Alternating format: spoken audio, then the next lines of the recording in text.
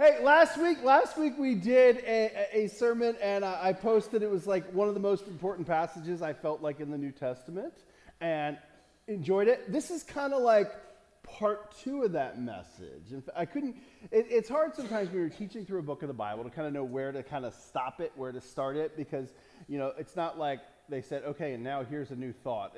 So it's gonna be part two. Now, hopefully, it'll be better than like Matrix 2, because, Matrix 1 was good, Matrix 2 was bad. Because sometimes the sequel just doesn't seem the same, right? Anyone? Sometimes the sequel's better. I don't know. Okay. Anyway, but we do need to sort of recap. So I'm going to preach the entire message from last week, and then I'm going to preach this week. I'm also kidding, and I'm not going to. But I do want to recap a little bit, and I want to jump back into Hebrews chapter 4, and we'll kind of read a couple verses, we'll say a little something, and then we're going to move into chapter 5, which is where we're headed this week. So Hebrews chapter 4, starting verse 14, says, "So then, since we have a great high priest who has entered heaven, Jesus the Son of God, let us hold firmly to what we believe. This high priest of ours understands our weaknesses, for he faced all the same testings we do, yet did not sin. And let us come boldly to the throne of our gracious God. There we will receive his mercy and will find grace to help us when we need it most." And so we have a high priest who understands our weaknesses. Jesus went through all the kind of stuff that we did. Now, the stuff might be different because the temptations and struggles, then you didn't have a lot of technology like we do today. But it's still kind of the same root stuff that was out there. He was different than us, but he can understand us. And a commentator said, I still love this quote, and I'm going to kind of paraphrase it even though I said it was a quote. Not that Jesus shared our experience of sin, but he did experience our experience of being tempted. And so he's been through it. And one of the things that sets Christianity apart from other religions is, our God becomes one of us. Often religions say, hey, do this to kind of find God, do this to reach up to God. But in ours, hey, God wraps himself in flesh. He comes down, he lives with us, and he endured testing and trials. And it says, he faced all the same testings that we do, yet did not sin. I'm going to use the analogy, this was helpful for some of you because you gave me some feedback, of biking in the wind. Because if you bike, Delaware Hills, because Delaware is pretty flat, Delaware Hills are the winds because it doesn't matter which way you turn.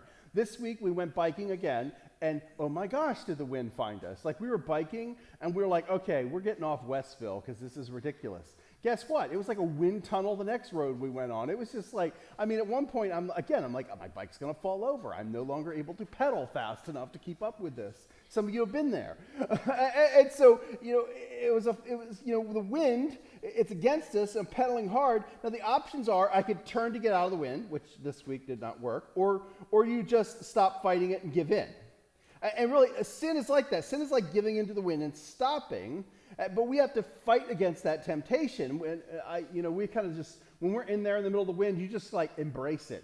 Like, it's just going to be terrible for the next, several miles. And so you just enjoy that. But you either do that, you either just have to fight and be like, okay, I'm going to fight this, or you work to get out of temptation sometimes too, because sometimes the temptations we have, they're sort of, you set yourself up. Like if you're on a strict diet, you probably don't want to go to that, Dover Downs buffet with all the bacon. Can I get an amen? A friend of mine, he was a kid in one of the ministries I did when I was younger, and like every once in a while, he just posts on my wall, like or on Facebook, or he texts me NBLB, no bacon left behind, because it was our goal to always clean out all the bacon. And so if I'm trying to eat well, then sometimes you just have to avoid the temptation. Don't go to the bacon buffet, right? Man, now all I can think about bacon. Anybody else? Anyway, you are welcome. I hope your diet allows for lots of bacon. We have this great high priest, this mediator between God and man, that understands, because although he's God, Jesus was God, he comes, he lives among us, and so he understands our temptations and our struggles. And so then it says this, we can come boldly to the throne of our gracious God. So we have access to God in a different way. Anyone go to concerts? Like there's the concert. Anyone ever go backstage after the concert? I don't, because I don't have the right pass, and I don't look cool enough to go back to most. But God gives us a backstage pass. We get behind the scenes. We're allowed into the presence of God. So just like you go to a performance and you see the performer, but if you get the backstage pass, you can go backstage and actually hang out with them. We have a backstage pass to God. We have this ability to access Him in this new way. And so today, through the book of Hebrews, we're going to look a little more into that high priest that we have. Hebrews chapter 5, starting in verse 1. Every high priest is a man chosen to represent other people in their dealings with God. He presents their gifts to God and offers sacrifices for their sins. And so the high priest, the high priest in Judaism was descended from Moses' brother Aaron. And he's got to help people keep on track with the covenant. He does the sacrifices. He goes into the Holy of Holies on the day of atonement. And he's making, an offering for people's sin. And he was chosen. He didn't just kind of like wake up one day and go, hey, I think I'm going to be high priest. I'm going to run for high priest or something. He was chosen, just open up shop, be like, high priest for, rent or something. But he was chosen to be the high priest. And it says he represents other people in their dealings with God. Now, I was thinking about this week. It's sort of like an actor's agent. So the high priest is kind of like God's agent. Now, that sounds a little weird, but, in my mind, this is working. So if I showed up, I've had a lifelong fascination with a couple things. Is strength. And I've told you guys, I like to pick things up and put things down. I've just always been fascinated with lifting heavy objects, and it's getting harder as I age a little bit, but I still lift heavy objects. I go to gyms now where they look at my heavy objects and go, that looks impressive. I don't go to the big heavy gym anymore. Next thing you know, I'll be at the senior center. Can I get an amen? But I always liked Arnold. No last name necessary. We all know him. And it was funny because when we lived in Los Angeles, some of the kids we hung out with, I coached wrestling at this school. I was at this kid's house one time. You had to dial 9 to get an outside line. And it was like, because of his dad and some things, and I also coached him in wrestling, and so I was hanging out with him one day at wrestling practice, and everybody said, hey, what'd you do for the weekend? He said, I had to go to another banquet, sat next to Arnold again. I'm like, oh, that's so hard. But I never met him when I lived in California, because, he was the Terminator and then he was the Governator or whatever. But I don't know. But, if I were to show up at Arnold's house, what happens? He'd be like, the Terminator would be like, I'll be back with security. Because, I'm not invited. I don't, but if I called his agent, it sort of made an appointment, an arrangement, probably had to pay something. You kind of get through if you're booked through somebody. And so the high priest was kind of like God's agent. They got you in. They got you in on that appointment. It's sort of the go-between. And so, we have this high priest, and he says, presents their gifts to God and offers sacrifice for their sins. Now, most of us, I know, free range is, I know some of you have chickens, and some of you are like, wait, no, the person behind you has chickens. Anyway, you might have chickens. Anyone have chickens? I know at least one person here does. She's kind of sheepishly, don't everyone look at me, because then they're going to be asking for eggs later. But my neighbors have chickens and stuff, and they do things, and the little chickens come and they do that thing. Anyway, so there's people, who have, but most of us don't kill our own meat.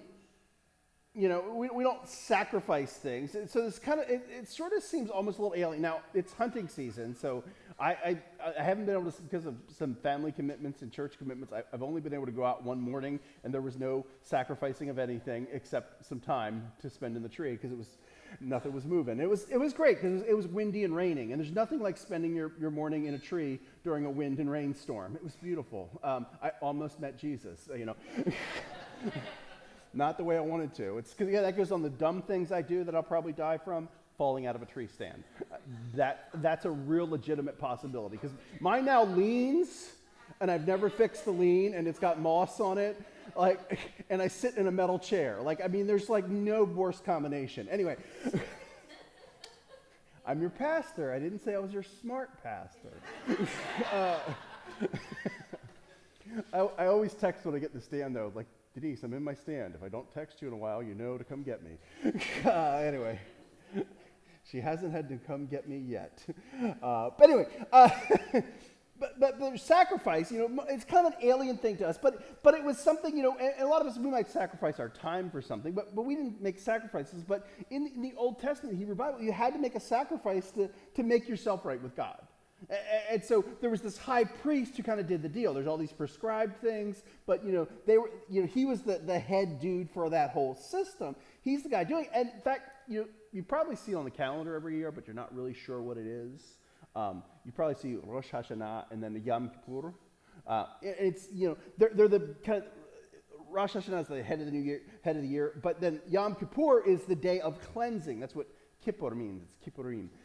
And so that's kind of the big day for sacrifices, and there's all this stuff involved, and you could read I actually thought about reading through all of it, and I was looking through the sacrifices and going through Leviticus, and I thought that would be a great way to spend an afternoon, is going through every Levitical sacrifice. But then I decided I wanted you guys to come back next week, so I'm not going to go through all of those sacrifices. They're really interesting. I have a friend who's super fascinated by those. He's not here, so I'm not going to do that. So you can all thank him for not being here today. But there are all these sacrifices. They were the kind of the head dude, and they were the ones who presents this. And so Hebrews chapter 5 verse 2 says, "And he is able to deal gently with ignorant and wayward people, because he himself is subject to the same weaknesses. That is why he must offer sacrifices for his own sins as well as theirs." And so there's this, because a high priest is like us, the original high priest. He kind of gets it. Because we have these common things that all of us struggle and wrestle with. Now, I like this quote, and this guy named George said this. Guthrie, in case you care. But anyway, George said this. He's one of the commentators I was reading this week. It was a really good commentary on this. "Those who deal with sinners can err in one of several extremes, bearing a stoic indifference to sin."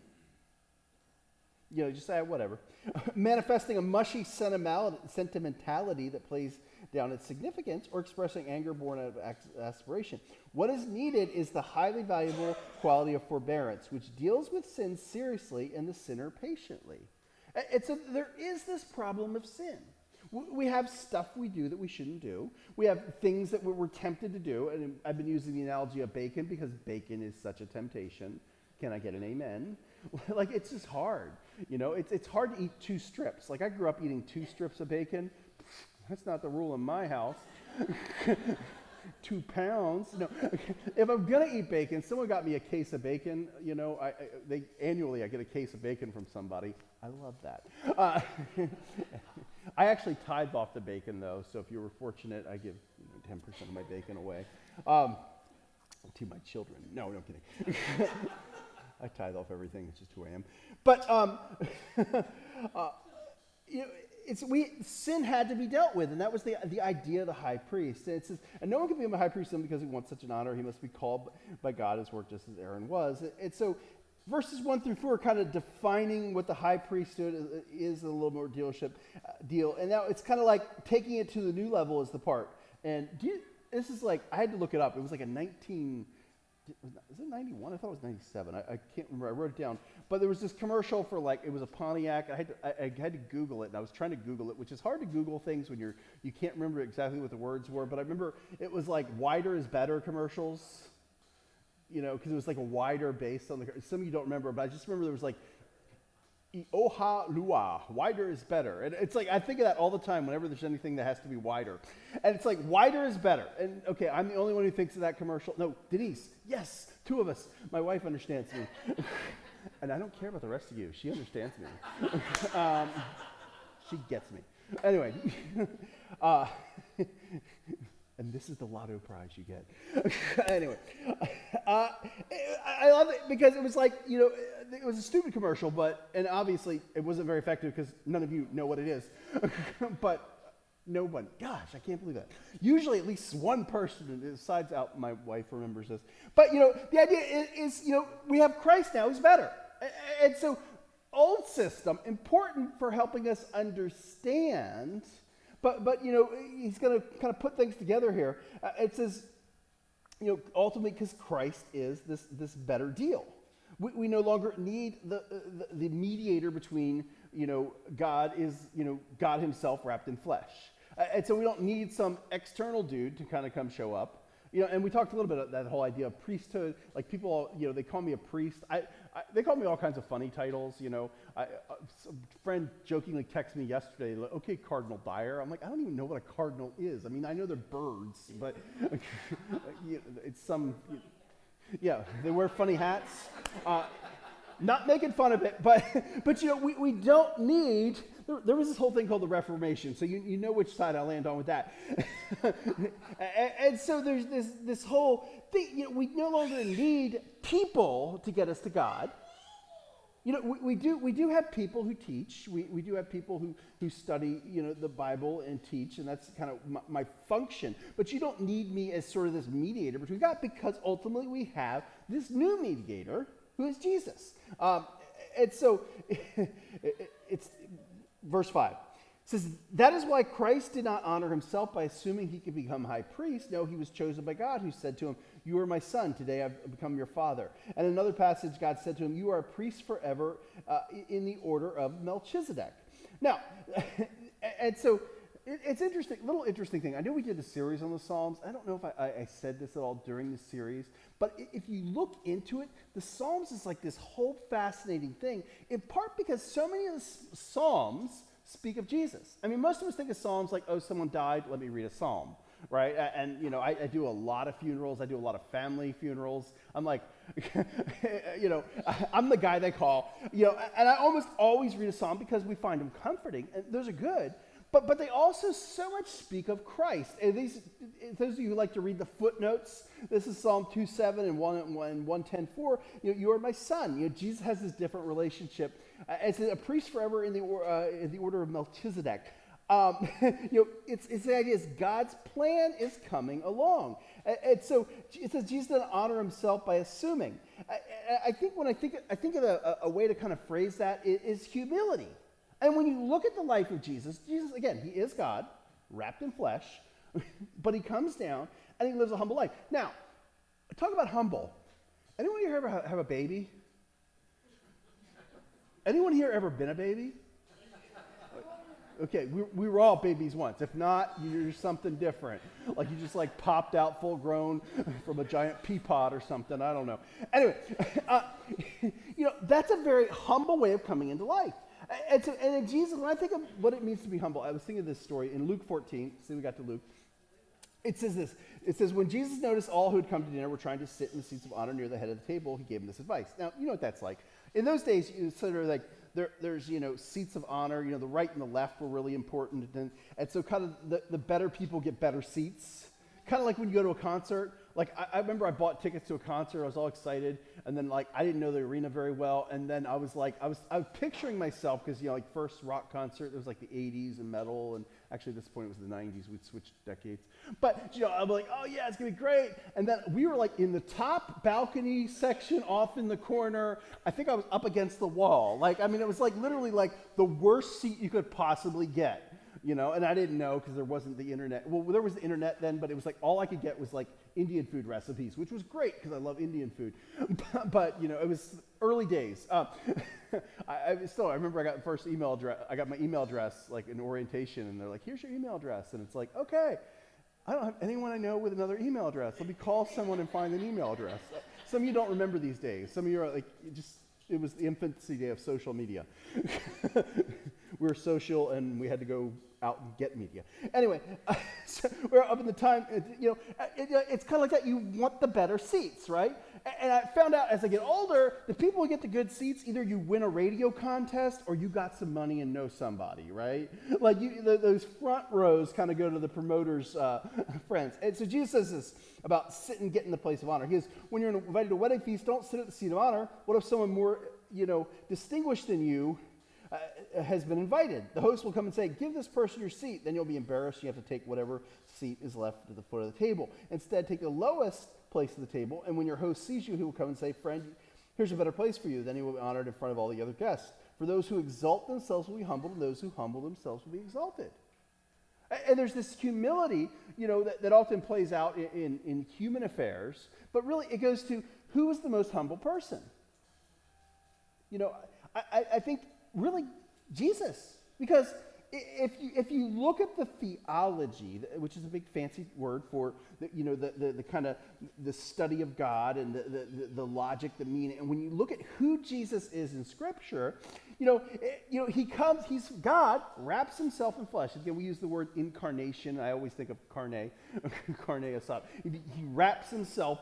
It says Philippians 2 says it this way, and I've read this 100 times to you probably. Don't be selfish. Don't try to impress others. Be humble, thinking of others better than yourselves. Don't look only for your own interests, but take an interest in others too. You must have the same attitude that Christ Jesus had. Though he was God, he did not think equality with God as something to cling to.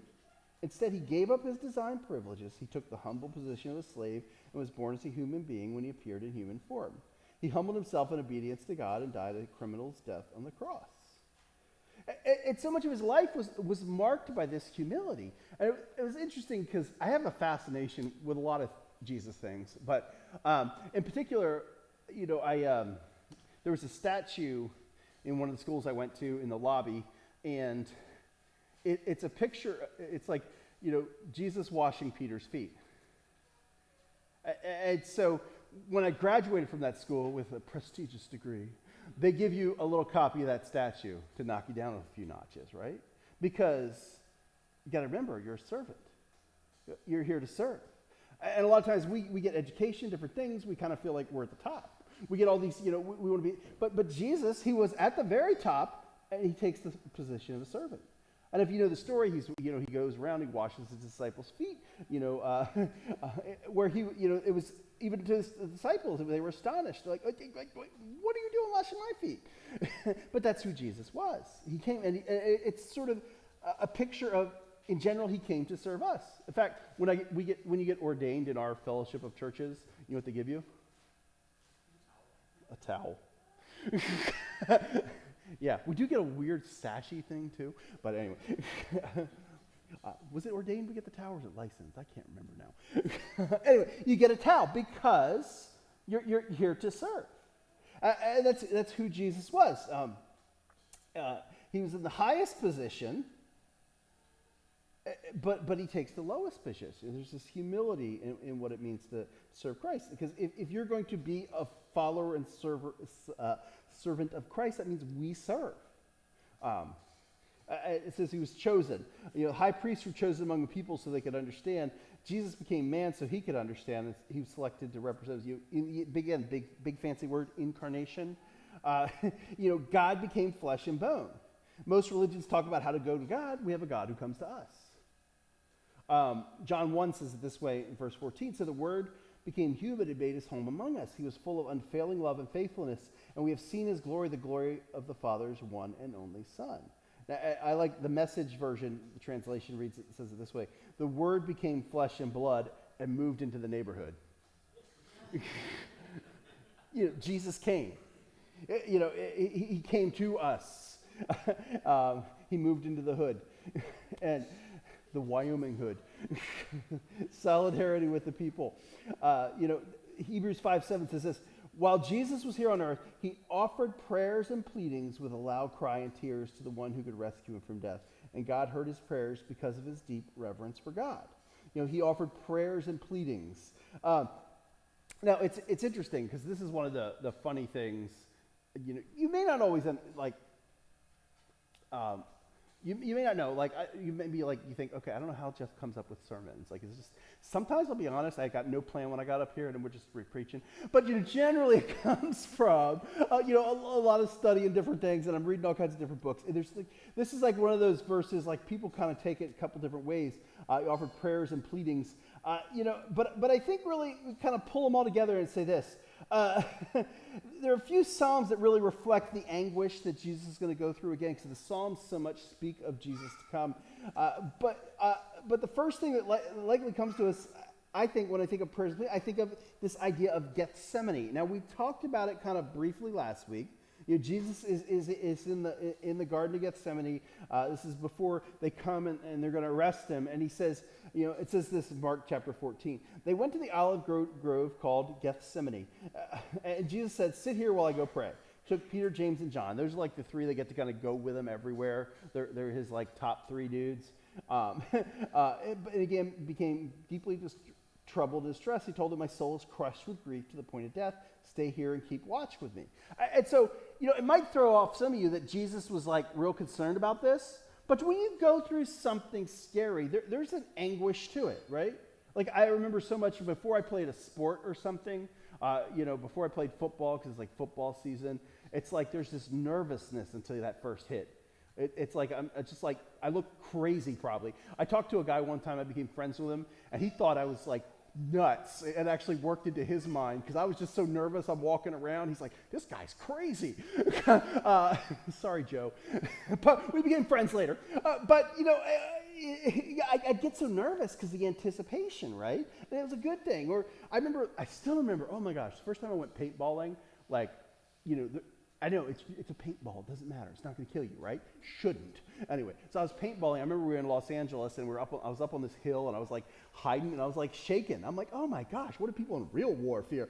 I'm about to get hit with a ball of paint, and I'm nervous. And I remember the Saving Private Ryan D-Day scene. Anyone, oh my gosh, it's like. They kind of pull you in. There's this nervous, shaking hand, trying to drink water, people making a sign of the cross, There's this anticipation because there's something you're kind of scared of you're going into. And so Jesus, it's not that he's scared of it, but he understands the weight of what he's about to go to. And we often think of Jesus as like Superman, right? Like you're not concerned about Superman unless there's like Krypton bullets or something. For the most part, you're like, he's getting out of this. I mean, that's why I like Superman, I'm singing the Spider-Man theme anyway. But Jesus is fully human, fully divine like us. And so at this moment, it might even seem uncomfortable, but he's really feeling the weight of what it's going to be like to be separated from the Father. And so there's these groans and cries and prayers. And, he goes a little further, and he's prayed if possible the awful hour. He prayed that if it were possible, that the awful hour awaiting him might pass by him. Abba, Father, he cried out, everything is possible for you. Take this cup of suffering from me, yet I want your will to be done, not mine. It's not that, take this cup from me. It's not that he doesn't want to go through with the plan, but he doesn't want the separation. And he chooses what will bring us into a relationship with God. He chooses to go through with a plan because that's the way that we're welcomed into salvation. We're welcomed into God's family because of that. But it's real anguish in the garden because he's really about to die for your sins. Jesus ultimately takes this cup of wrath so we can have a cup of forgiveness. We're going to celebrate that today when we celebrate communion. We have this deliverance from bondage, deliverance from sin. And so, Jesus goes through all that ultimately. That's why he can understand as a high priest. He's been there, and he did that. Hebrews 7, second part of that verse says, and God heard his prayers because of his deep reverence for God. Now, heard his prayers. I was thinking, often when I read the Bible, and I'm going to talk about it, I try to picture how different people hear that. Now, if you've been around church a while, you go, yeah, I heard her prayers. Maybe you don't think anything of it. Anyone, though, the first time you read that, go, what do you mean? Like you wouldn't hear it otherwise? Like, I don't know. Some of y'all post on social media like he doesn't read that. Come on, that was supposed to be funny. Maybe it's a little too convicting for some of you. No, I'm kidding. No, I'm just messing. Kinda. No. No, it's funny, though. You see some stuff on Twitter, man. Anyone here tweet? I don't tweet much. I'm just there for the show, man. Sometimes, like, I in a sermon not long ago, I called it fretter, like, 'cause it's like, man, people blow up at the stupidest things. Sorry, I meant to say stupid things. They get all upset about something, and it's like, it's obviously not what the guy meant. Cut him a little slack. You obviously haven't studied grammar either. I can see from your tweets back. Anyway, just saying. Anyway, but it's not that he doesn't hear things, but the idea that he hears prayers is, God listens to the prayers of sort of the people who are doing God's things. He's listening to it. It's not that he doesn't hear them. It says, even though Jesus was God's son, he learned obedience from the things he suffered. Now, again, it's another one of those, like, was Jesus disobedient before? What do you mean he learned obedience? Like, anyone else think that's, okay, couple people? Okay, there's a couple of us who picked, some of you skipped right over, some of you are smarter. I know some of you are reading the Greek every morning, and you're like, well, it's obvious this Greek word, in the latter usage in the, the Koine Greek has more of a sense of, anyway, the rest of us, though, who struggle with it, it's really the Greek word really can have this sense of coming to know something firsthand through personal experience. So it's not that he was disobedient, but he'd been through it. Jesus became flesh. He was tempted like us, experienced it. He got firsthand knowledge. And I was thinking of it this way, and I've probably told you the story before. I remember one time I went to pray for somebody, which you're like, yeah, Jeff, that's what you do, right? I remember, and it was like I was praying for this person after church service. They came to me. They had back pain, and I felt sympathetic for them. I really did. I was like, oh, man, that must be horrible. And I prayed for them. And I did something kind of dumb. I know that surprises you. Let's just say it involved, I think I spent 4 hours in a car driving. I had to drive up to a library. I spent 12 to 14 hours in a chair, except for getting up to get journal articles and things. I was at this this is like before the internet was as big, and so I spent a lot. And then I drove back home, and then I got up several hours later and went to the gym, and there was running involved and there was deadlifting involved, and my back seized up in a way I had never experienced before. Anyway, I could not get off the couch. It was the first back. I know some of you think all the things you pick things up and put things down, but my back has been relatively healthy because I have good form. You should always get an experienced coach to teach you how to pick things up and put things down properly. You look for that on their card. If it doesn't say, "I will teach you to pick things up and put things down properly," no.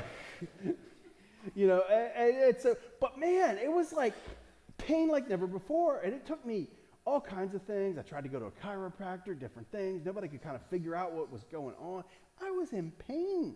Now, it ended up just being some weird spasms because apparently you shouldn't, drive for hours in a car, sit for hours in a library, and then go drive hours back, get a couple hours of sleep, and go deadlift. I'm just saying, like, that's a prescription for pain.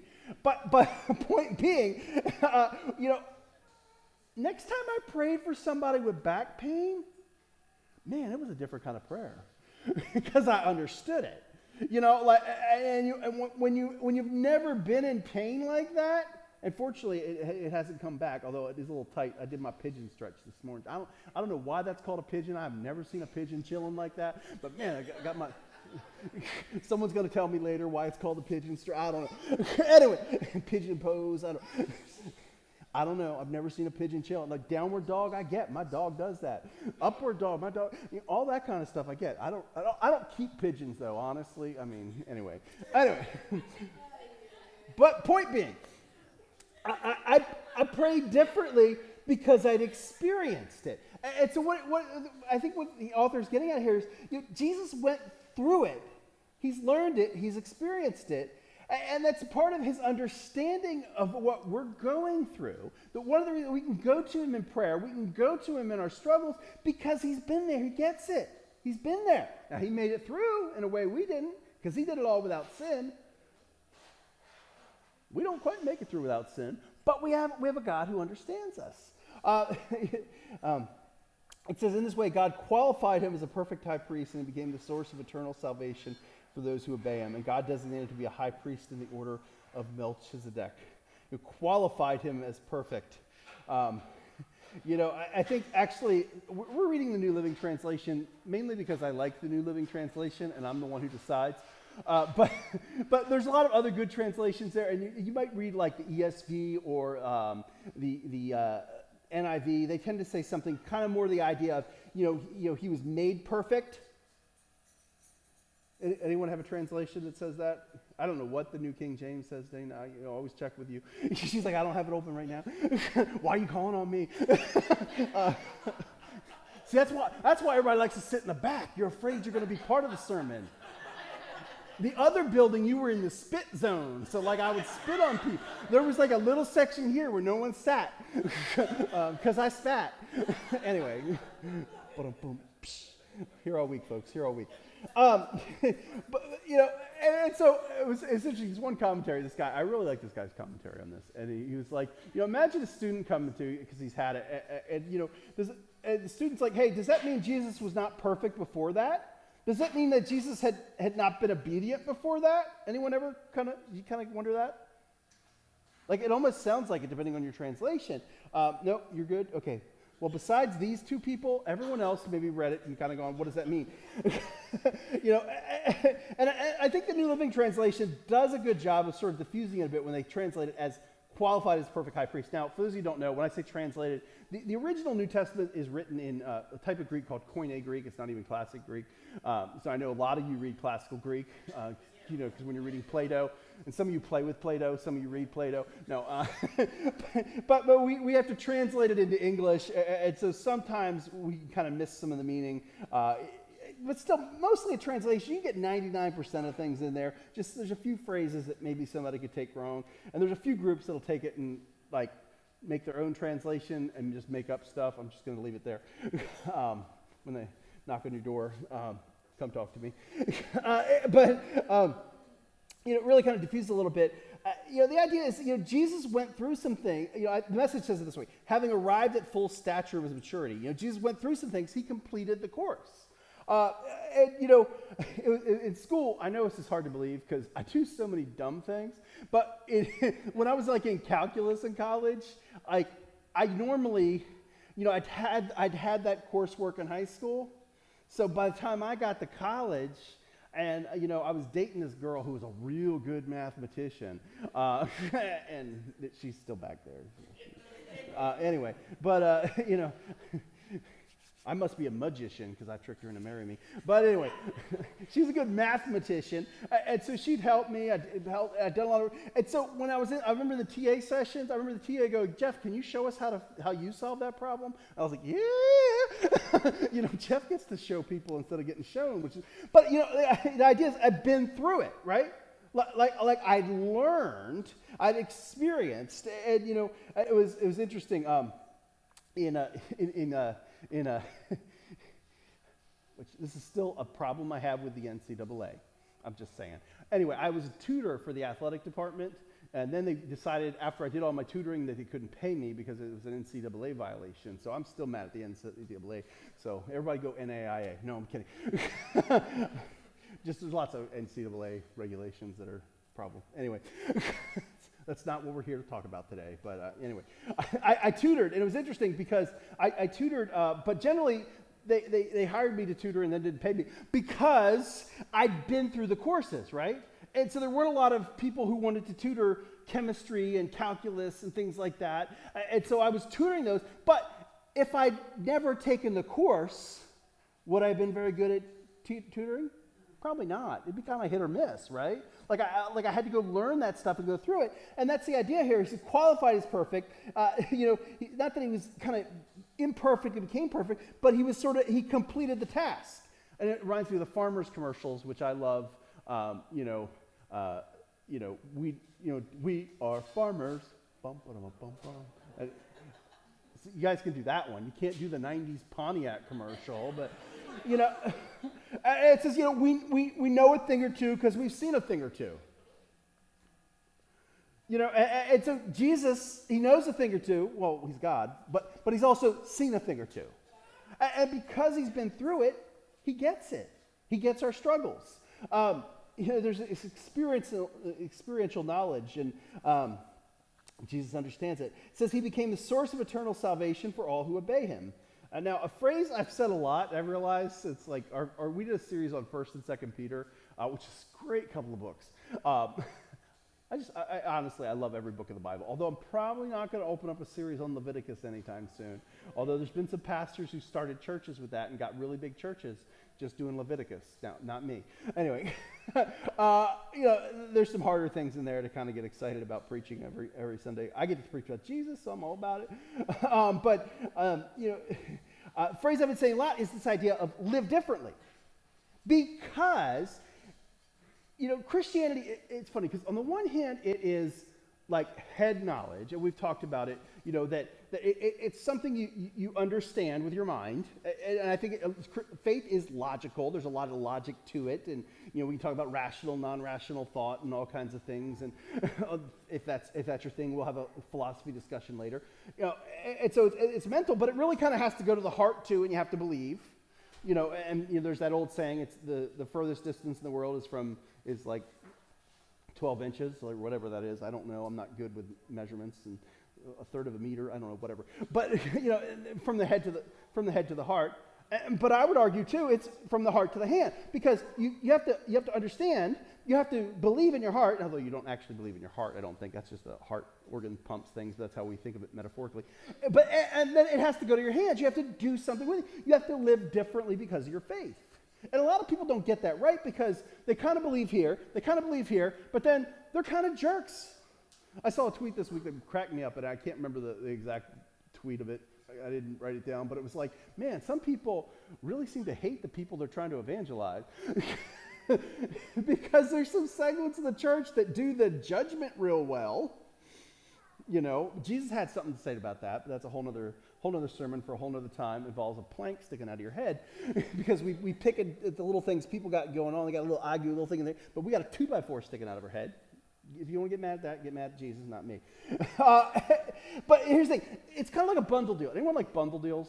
I'm not talking like the McDonald's bundle deal. Like, yeah. Because like you were going to get just a couple of Big Macs to eat for lunch, and then you're like, get like a whole box of them, and that's just me, okay. It just got awkward here. It's a bunch of y'all, you're just not admitting it. But I mean, it's like you get the box at Taco Bell, it's got the extra stuff, and Chick-fil-A's open again. I survived the Chick-fil-A not being open for 2021. Everyone's so excited. Yeah, some of you are just like, oh, you should go there today for lunch. They're open again. Come on, it's funny. I make that joke like almost every week with my kids. Like, I was like, hey, Chick-fil-A's on me today. I don't think time down here. Anyway, but bundle deals is you buy one, you get half. Now I'm always doing it for like tools, because like there's like a certain tool I want, and there's some batteries I want, and like I just found a deal. I'm like, oh, I get the batteries half price and the tool half price if I do this, and I've been wanting that tool. Now I can finally have that tool, right? Like you get bundle deals because the thing is, if you have to get both things in the bundle. Now, sometimes a bundle means, like Taco Bell. I'm sorry, I love my Taco Bell. They have the box, and they used to have those like crispy fried things in there. Those are disgusting. It's like styrofoam peanuts that someone like deep fried. Like, I've been to one Taco Bell where they did them right. And you're like, oh, that's actually good. But for the most part, like it's just like styrofoam peanuts. But you can't not get the styrofoam peanuts in the box. You got to order the whole thing. It's a bundle deal. Christianity's a bundle deal because again, it's in your head, it's in your heart, it's got to be in your hands. You can't believe and not live differently. That's a part of things. That doesn't mean we're not going to struggle to live differently. But and ultimately, the Holy Spirit comes inside of us and it will help us live differently. But we live differently because of that. Now, verse 10 is going to drop he's going to drop this word Melchizedek. And I know most of you are breaking apart the Hebrew right now. You're like Melech and the king, and that's possessive, or and it's Selek. Okay, no, you're not. Anyway, some of you are like, okay, I remember that from reading the Old Testament. Everyone remember kind of read a little bit. You kind of caught that. And you're like, what's that deal with Melchizedek? Here's the thing. It's like a name drop. We're going to get back to it because we're going to get back into that. I want to throw that out there, though. It's kind of like, it's sometimes like Melchizedek. It has this deep meaning. There's some cool stuff we're going to talk about here in the future in this series. But it's really like, it can sound like sports chatter to outsiders. Like, you're like, waggle, waggle, waggle. What does that mean? If you don't know football, you don't know what's going on, right? or slant. Football people are like, yeah, I know what that is. The rest of you are like, I don't know what that is. Some of you are making odd signs over there. Or like military folks, y'all love this. Hanging out in this community, I've had to learn like military lingo because they're all like, I'm a PCS and I'm a TDY and AMXS, and I'm at the point now where I understand some of that. Like, but sometimes there's been conversations where I'm like, I don't know, I thought we were doing English here, but prepared. I don't speak acronym, and I know people who've like turned a whole memo into like acronyms and stuff, and just like their superiors just check it off and go, yep, that's good. Anyone else? No, okay. But there's some assumed knowledge. So we're going to unpack Melchizedek later, but just kind of put that one up there Jeff's going to talk about that later thing. So here's the thing. When you're reading the New Testament for the first time, again, my story is, I grew up, I went to church, didn't really get faith. You know what I mean? Like, I just kind of wrestled with it, struggled with some things. And when I was 20, I started reading the Bible, and I read from Genesis to Revelation. Because that's the way you should read the Bible. It's a cool way to read it, but it's probably, most of you are going to quit in Leviticus. You just start I'm memorizing how to slaughter sheep, because again, I thought it was on the final. I was like, I'm like in the middle. I'm going, I don't know why we don't slaughter things anymore. If I'd gone to church in the middle of that and someone had slaughtered something, I'm like, yeah, that's about right. You did it right. Because I didn't get it yet. And so I made it through. I made New Testament, and lights are start dinging, ding. Oh, I get it now. But here's the thing. You ever play those puzzle things as a kid? We got all the numbers on a page. And then you have to draw the line for them, the connect the dots things. Anyone ever do those? I love those. Well, they didn't take much except here's number 1, where's number 2, draw a line. It wasn't a big test of, things. Anyway, I liked those as a kid. We don't do enough of those as adults. We have adult coloring books, but why don't we have puzzle books? I don't know. Anyway, don't buy me a puzzle book. I know someone's thinking that. It's funny. Yeah. Anyway, it might seem random. There's these dots everywhere. And really, Hebrews is one of those books that really connects the dots. Because it takes the stuff from the Old Testament, takes the stuff from the Hebrew Bible, and it's connecting the dots. And so for some of you, we might be answering questions you weren't thinking. But for some of you, if you've read the Old Testament and got some questions, we're connecting those dots. And so it might seem random because sometimes there's dots everywhere in the Hebrew Bible. So we're connecting the dots, seeing the things that Jesus did. And once we understand better the purpose of his coming, the reason of his coming, all of that, then that helps us live differently. We can live differently if we understand better. And our lives look different in our way of living. And we put our faith in Christ.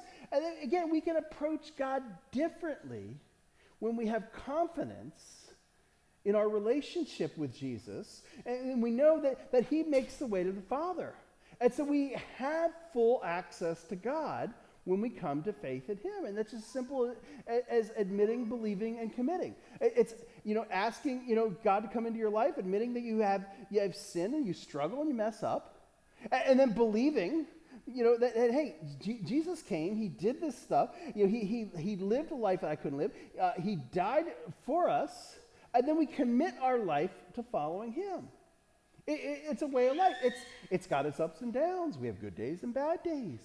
But it's this new and better way of living, and it changes the way you live, and it gives you a greater life, a greater fullness. And again, we're talking about the fear of death a couple of weeks ago. When I was on near death, doing that roof.